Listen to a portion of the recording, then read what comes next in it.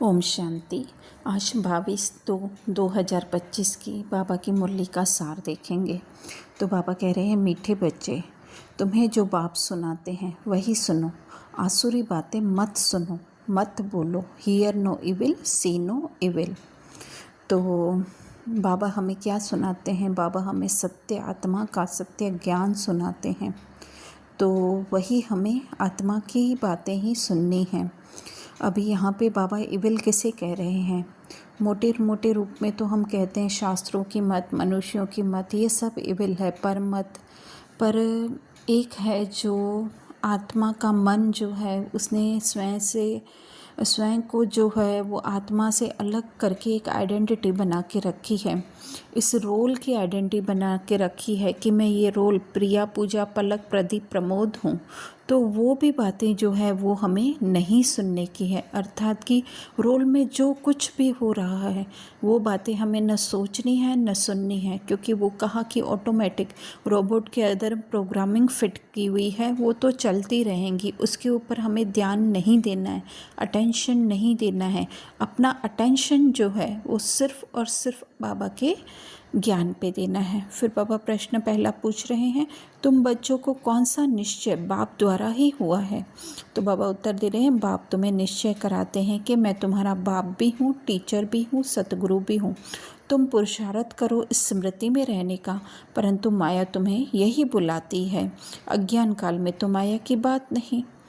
तो जो सत्य हमारा बाप है, सुप्रीम हाईएस्ट अथॉरिटी, उससे ऊंच कोई नहीं है। तो वही अगर आत्माओं का बाप है तो उसी के ऊपर हमें निश्चय रखना है। अगर का मतलब ऐसे आता है कि उसके अलावा और कुछ भी नहीं है। तो वही जो है हमारा टीचर, जितना ऊंचा बाप है, सत्य बाप है, सत्य आत्मा का बाप है, वही सत्य टीचर है। उसके अलावा और कोई सत्य टीचर हो नहीं सकता है। वही आत्मा की सद्गति करता है, अच्छा सत्य अर्थात सत्य राह दिखाता है। तो यही जो है सतगुरु है हमारा। तो पुरुषार्थ क्या करना है? अपने आत्मा रूपी रथ में, आत्मा का जो है ये रथ है, उसमें टिकने का पुरुषार्थ करना है। तो माया यहाँ पे अर्थात क्या? हमारा रोल जो है वही जो है ये बात हमें बुला देता है। बार बार हमारा अटेंशन जो है हमारे रोल में चला जाता है। और बाबा कह रहे हैं अज्ञान काल में, अर्थात जबकि हम इस रोल में डूबे हुए हैं तो इल्यूशन की तो बात ही नहीं, क्योंकि पूरे इल्यूशन में ही हम लोग हैं, झूठ में ही हैं, एक ब्रह्म में ही हैं। दूसरा बाबा पूछ रहे हैं प्रश्न, कौन सा चार्ट रखने में विशाल बुद्धि चाहिए? तो बाबा कह रहे हैं अपने को आत्मा समझकर बाप को कितना समय याद किया, इस चार्ट रखने में बड़ी विशाल बुद्धि चाहिए। देही अभिमानी हो, बाप को याद करो, तब विक्रम विनाश हो। क्योंकि बैठ करके हम कितना योग करते हैं उसका तो चार्ट लिख सकते हैं, लेकिन एक इसमें सूक्ष्म बात है कि हम कैसे अपना चार्ट रखें, कि कितना समय जो है हम लोगों ने स्वयं को प्रिया, पूजा, पलक समझ करके जो है वो कर्म किए, और कितना समय हम इनसे अलग हो करके एक जो है हाईएस्ट अथॉरिटी बनकर, हाईएस्ट अथॉरिटी तो बाप है, बाबा है, लेकिन हम भी जो आत्मा हैं वो भी उनके समान ही हैं। तो वो समझ करके, अपने को आत्मा समझ करके, और उस बाबा की याद में जो है वो कितनी देर हम रहे या कर्म किया या याद किया, जो भी किया, वो चार्ट रखने में जो है वो विशाल बुद्धि चाहिए हमें। और फिर विशाल बुद्धि अर्थात कि अपना ध्यान इन सब से, हद से हटा करके बेहद में चाहिए, तभी हम ये चार्ट रख सकते हैं। और विक्रम विनाश होने का अर्थ है कि हमारा देह अभिमान, देहभान से जो है वो कितना ममत्व मिटता जाता है। तो जितना जितना आत्मिक स्मृति में रहेंगे उतना उतना जो है हमारा रोल से, देह से जो है वो बान हटता जाएगा। धारणा में बाबा कह रहे हैं इस आसुरी छीछी दुनिया से अपनी आंखें बंद कर लेनी है। यह पुरानी दुनिया है, इससे कोई कनेक्शन नहीं रखना है, इसे देखते हुए भी नहीं देखना है। तो आसुरी दुनिया अर्थात जिसमें कोई भी सत्य नहीं है ना। तो आंखें तो, ये स्थूल आंखें तो बंद नहीं हो सकती हैं, इन आंखों से तो सब कुछ दिखाई देगा, लेकिन जो है बुद्धि की आंखें इससे बंद कर लेने की है कि इसमें सत्यता कुछ भी नहीं है। फिर दूसरा बाबा कह रहे हैं इस बेहद ड्रामा में हम पार्टदारी हैं। यह सेकंड बाय सेकंड रिपीट होता रहता है। जो पास्ट हुआ वो फिर रिपीट होगा। यह स्मृति में रख हर बात में पास होना है, विशाल बुद्धि बनना है। तो जैसे वो भी स्थूल मूवी होती हैं तो उसमें 3 घंटे की मूवी में 1 घंटे के बाद जो सीन आता है वही आएगा, और 2 घंटे के बाद आता है तो वो भी वही आएगा। तो बाबा कह रहे हैं कि वो हम लौकिक ड्रामा स्मृति में रख करके और सोचें कि हम इस बेहद ड्रामा में, क्योंकि इस ड्रामा की कोई हद नहीं है, पूरा विश्व ही जो है वो ड्रामा के एक्टर्स हैं। तो वो बातें हमें ध्यान में रख करके अगर कोई ऐसी बात आती है तो उस पर फुल स्टॉप लगा कर और सोचना है कि हमें कि यह हम पहले भी पास कर चुके हैं और अभी भी हम जस्ट पास कर रहे हैं, इसमें हम आत्मा को कुछ भी बिगड़ता नहीं है। फिर वरदान में बाबा रियलिटी द्वारा रॉयल्टी का प्रत्यक्ष रूप दिखाने वाले साक्षात्कार मूर्त भव कह रहे हैं।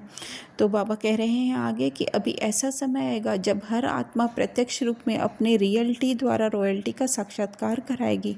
प्रत्यक्षता के समय माला के मणके का नंबर और भविष्य का राज्य का स्वरूप दोनों ही प्रत्यक्ष होंगे। अभी जो रेस करते करते थोड़ा सा रीस की दुल का पर्दा चमकते हुए हीरो को छुपा देता है, अंत में यह पर्दा हट जाएगा, फिर छुपे हुए हीरे अपने प्रत्यक्ष संपन्न स्वरूप में आएंगे। रॉयल फैमिली अभी से अपनी रॉयल्टी दिखाएगी, अर्थात अपने भविष्य पद को स्पष्ट करेगी। इसलिए रियलिटी द्वारा रॉयल्टी का साक्षात्कार कराओ। तो रियलिटी क्या है? रियलिटी ये है कि हम आत्मा हैं।